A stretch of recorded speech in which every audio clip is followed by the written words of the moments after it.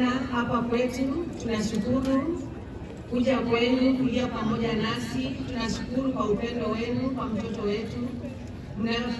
Tunawakaribisha sana sana. Mimi ndio nimesimama kuongea kuhusu mambo ya Winnie, maana nimetembea na yeye. Mimi ndio nilikuwa caregiver and I'm also a cancer survivor of breast cancer survivor of 2015. So this journey I know it very well, and I'm going to just talk to us about the journey, about her childhood, about her dreams, and the sickness, and then what the legacy will be for us. So in her childhood, Winnie was a peaceful person, she was a smart person, she was clean and organized more than I am. So that is my memory from her childhood. She started acting while she was in kindergarten at Word of Life, and she would memorize so much scripts even at that early age. So her talent was really early tapped. Then another thing about Winnie was, what you do not know, that she was bullied a lot because of her color. Because she was so dark, some people called her Sudanese, some people called her Cheusi, and she would cry when she was young. But having been brought up between the 5 boys, those you saw there and some who are late, they had taught me to be a tomboy. So I know how to fight, and I taught her how to fight.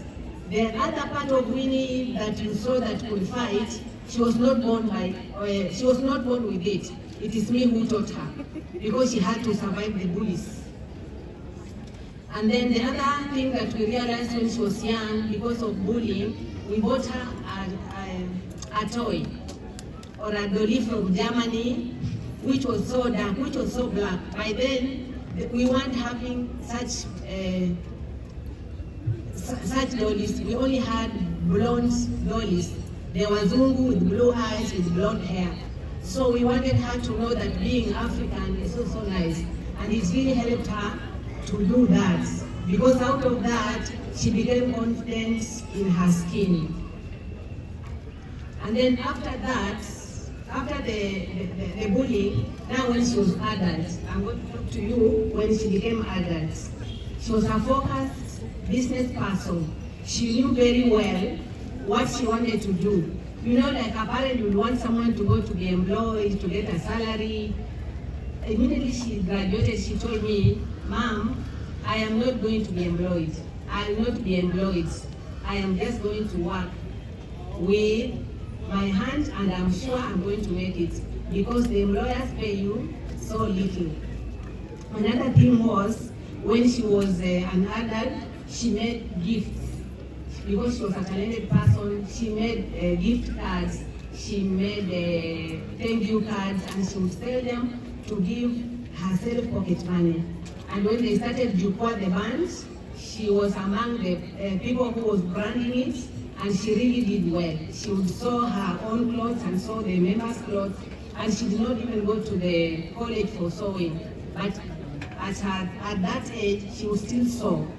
She was also a furniture maker, and she would make furniture for her house. She would decorate her house. She was an interior designer. So this one child, I was blessed with one child, but out of that one child, she represented like 10. She represented like 10 of them together. And in her adulthood, she became aware that she was beautiful, and some of the things that stood out for her, or was her signature, was the darkness. Each and every person who looked at her, they loved her darkness. So the dark girls that are here, please don't bleach. And if you are bleached, you can turn back. We will love you just the way you are. Another thing that she had was very special was her eyes. She had a very beautiful eyes.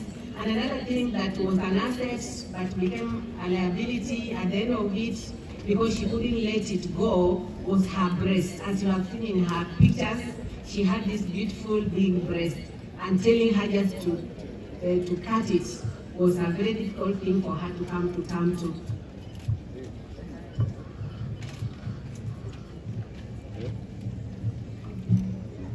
So as Winnie was a performing artist, she loved, in her dreams, she wanted to become a star. So all along she worked, even with the band, she told them, let us not chase the fame, let the fame chase us. So they just presented themselves, they will present themselves as a professional band. Can you imagine presenting yourself as a professional band? By then people want to become stars.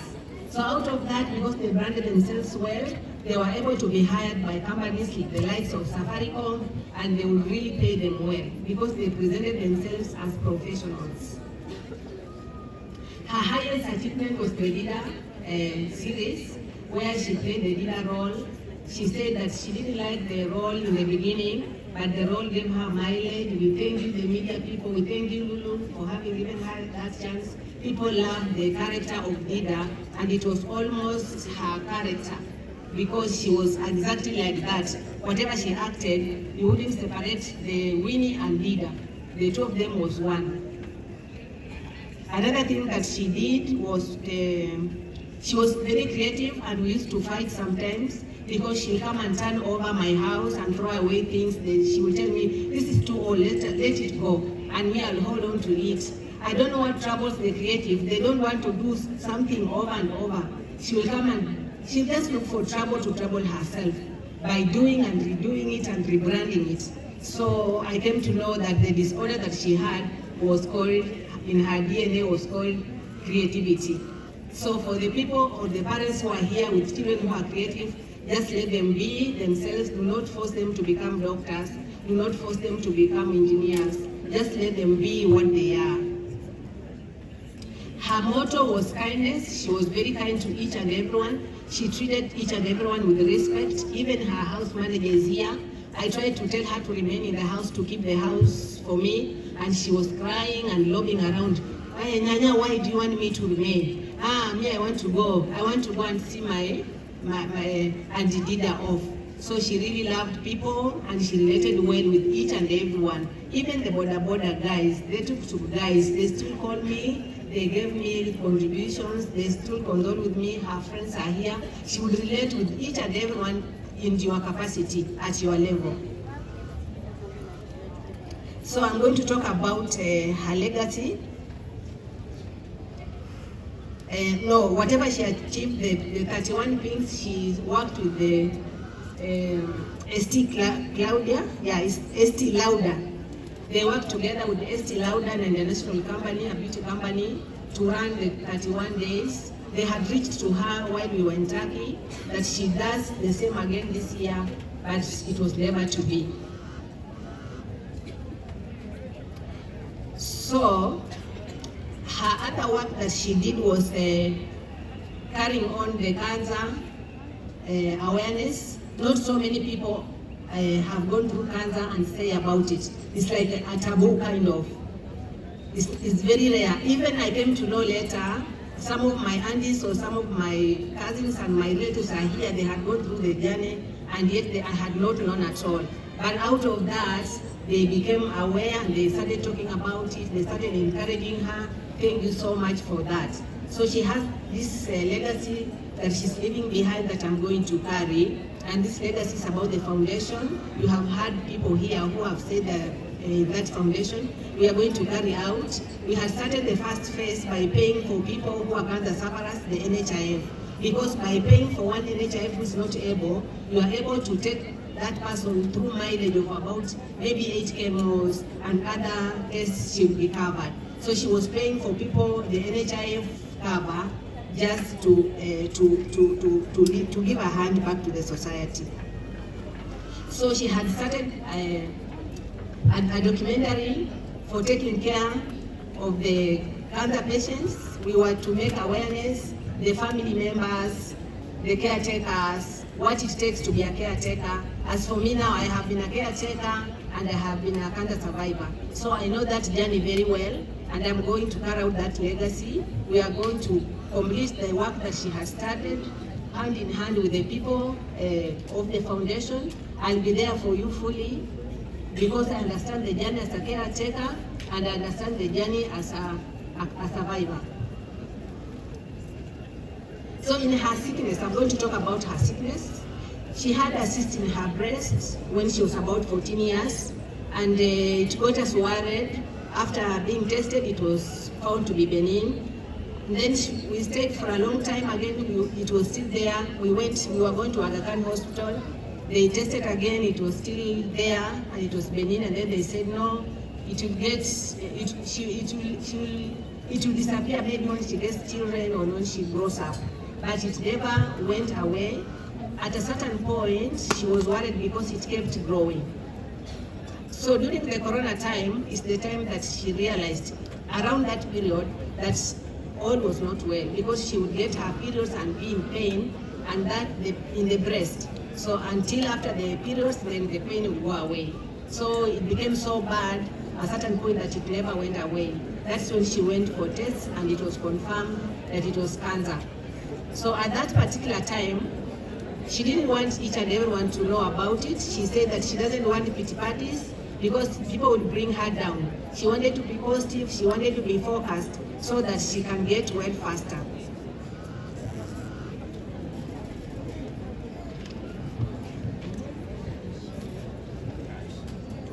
So she became public about the same thing after about 1 year, and that's when you people knew. What you did not know, that she had been suffering for a long time. So she started her treatment at the Coast General Cancer Center, where we have facilities nowadays. She did 8 rounds of chemo. Thereafter, she was put on oral therapy for about 6 rounds, and nothing much changed. So that's when we came to you people, telling you that we want you people to support us.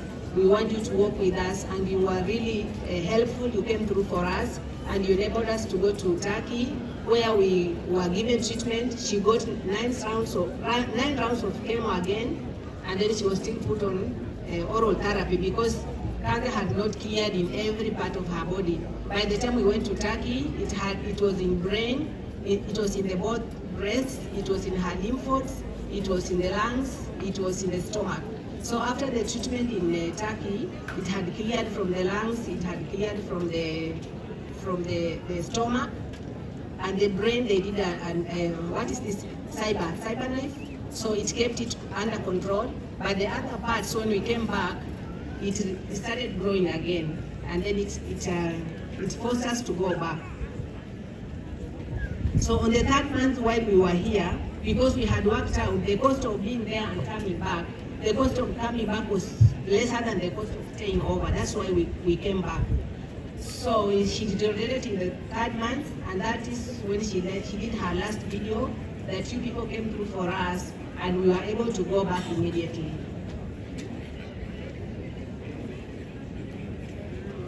So in Turkey, we did not have much time, because when we went there, she had really deteriorated, and the doctor told us the things are not looking good, but they're going to try their level best. So in that time, because I was working with her, I was encouraging her, I was a cancer survivor, I trusted God, I believed in God, and I trusted that God was going to heal her. So while we were waiting for the treatment, she told me this one thing, that, Mom, I have had a conversation with God. Then I said, what kind of conversation? She said, I have asked God that if He knows that I'm going to die, let me just die now. But if He knows that I'm going to get well, I am ready to hold on, because I'm in so much pain that I don't want to go on like this. But then if I'm going to go through the pain and still die, I'd rather die just now. That was the second last day that she told me that. So on the following day, she wasn't talking. On the 3rd day, she passed. So I have said about the foundation, my call of legacy. I continue to do that. Her work, I'll carry it on. I have a few concerns about cancer. Being a cancer survivor, I have known, I have seen, we have walked that journey. There are concerns that are bothering me here. One of them is, we wait until we get sick. We are not getting awareness. So I would want us or the government to put emphasis on the awareness as opposed to the treatment. And then another thing, while we were sick, while Winnie was sick and we were visiting public hospitals, there are these concerns that I observed. The relationship between the doctor and the cancer patient is not there. How? Because one doctor is attending to 16 to 20 people a day, meaning that when you go there, you will not have a continuity of relationship with your doctor. So every time we went to see the doctor, they asked Winnie, which treatment were you given? Because they have so many files waiting on their desk, they are not even able to go through it. So they depended on what Winnie told them. I have had maybe 8 rounds of cycle of this and this.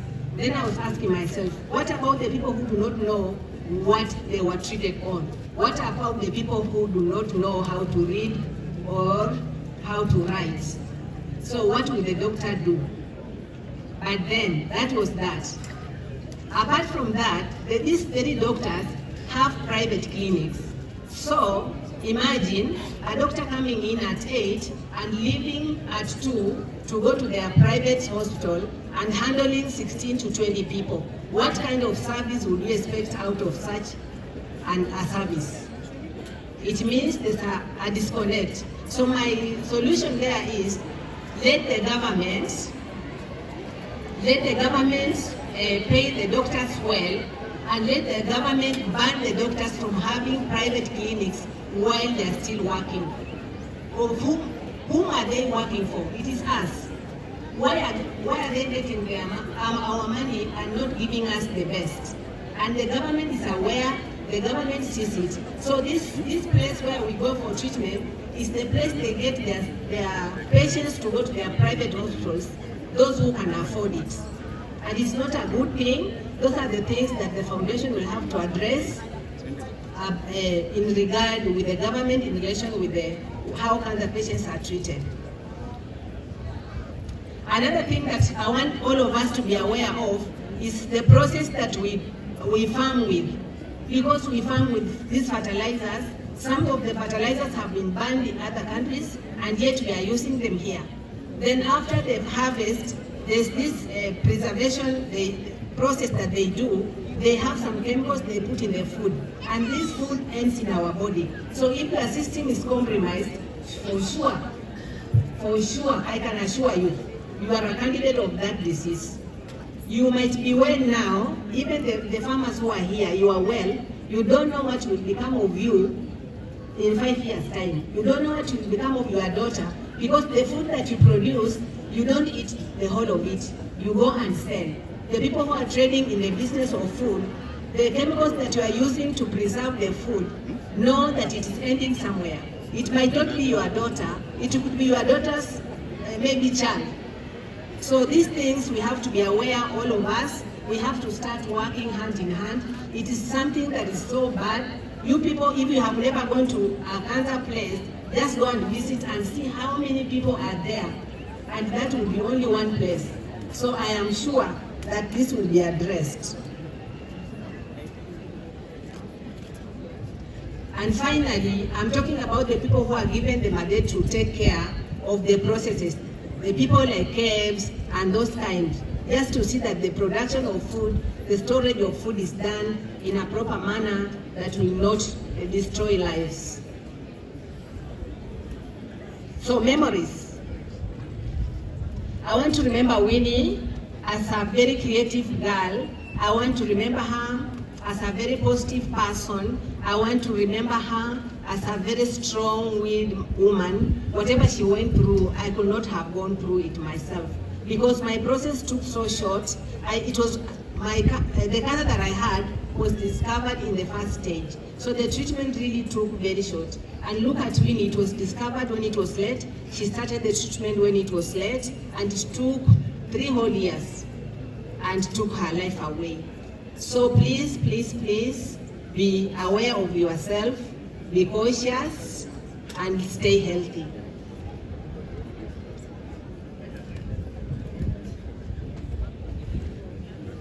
So I just want to register my thanksgiving to all the people who have stood with us, to Mount Zion Deliverance Church Mombasa, to the media fraternity, and the others who have stood with us. I think that I leave to the chairperson who is going to give thanks. Thank you so much.